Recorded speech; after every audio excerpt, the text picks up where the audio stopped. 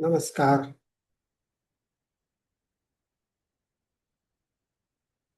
आपण KP four step theory या चॅनलवर आहोत आणि आजचा विषय आहे आजार.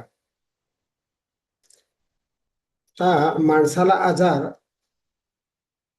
जन्मल्यापासून मृत्यूपर्यंत कधी पण होऊ शकतो. आता या आजारविषयी आपल्याला भविष्य अंदाज मार्गदर्शन आपल्याला करायचं असेल आणि त्या जातकाची जन्मकुंडली आपल्याकडे अवेलेबल आहे. तर प्रश्न असा येतो की जन्मकुंडलीवरून आपण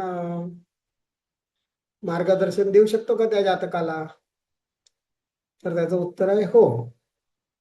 फक्त जन्मकुंडलीचं वैशिष्ट्य हे आहे की जन्मकुंडली जी तयार केलेली आहे त्याच्यात जन्मवेळ, जन्मगाव, जन्मतारीख हे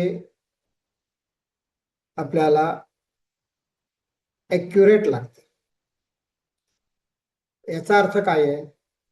ॲक्युरेट लागतं याचा अर्थ असा आहे, जन्मवेळ समजा 4 मिनिटांनी चुकली, मागे झाली नाही तर पुढे झाली, तर पृथ्वी ही आपल्या स्वतःच्या भोवती फिरतच असल्यामुळे 4 मिनिटाचा फरक हा 1 अंशाचा फरक होतो पृथ्वीच्या फिरण्यामुळे.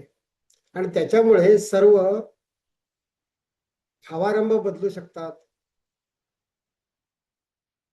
किंवा काही भावारंभ बदलू शकतात किंवा त्यांचे सबलॉट बदलू शकतात.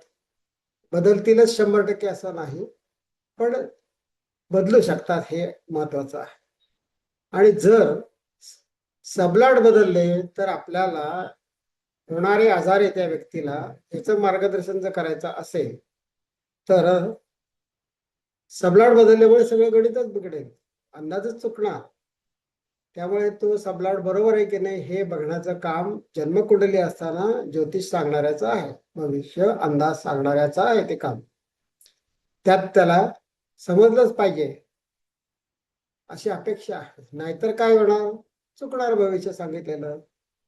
चुकू शकतं, चुकेलच असं नाही, चुकू शकतं. आणि आपल्याला जास्तीत जास्त अभ्यास वाढवून जास्तीत जास्त जवळ जाण्याचा प्रयत्न करायचा आहे, आपलं चुकायला नकोय म्हणून.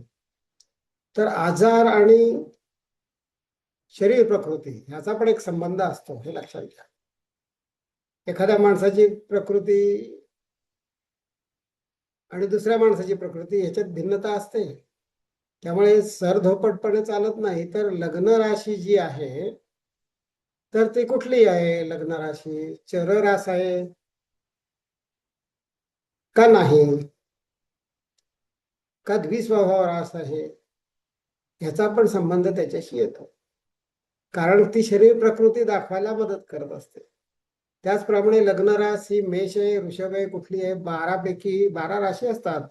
मेष, वृषभ, मिथुन, कर्क, सिंह, कन्या, तूळ, वृश्चिक, धनु, मकर, कुंभ आणि मीन.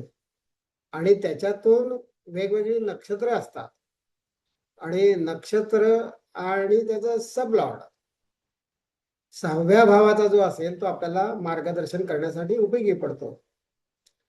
आता आपल्याला याविषयी संपूर्ण माहिती देण्याचा पण प्रयत्न करू.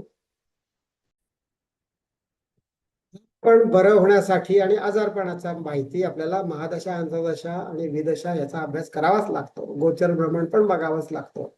मूळ कुंडलीतला 6चा सबलॉर्ड पण बघावा लागतो. आणि आजार संपेल कधी? तर ज्या वेळेला जसं 1 आणि 6 जेव्हा जोडी येईल, महादशा अंतर्दशा यांची साखळी तयार होते 1 आणि 6. एखाद्या वेळेस दोन्ही एकत्र असू शकतात, 1 आणि 6, किंवा अंतर्दशामध्ये 1 असतो किंवा महादशेत 1 असतो आणि दुसऱ्या अंतर्दशेमध्ये 6 असतो. अशा रीतीने ह्या काळात आपल्याला आजारपण येण्याची शक्यता असते. तेव्हा काळजी घेऊन आपल्याला पुढे जायचं असतं. आता उपचार याविषयी आपण नंतर कधीतरी बघूया.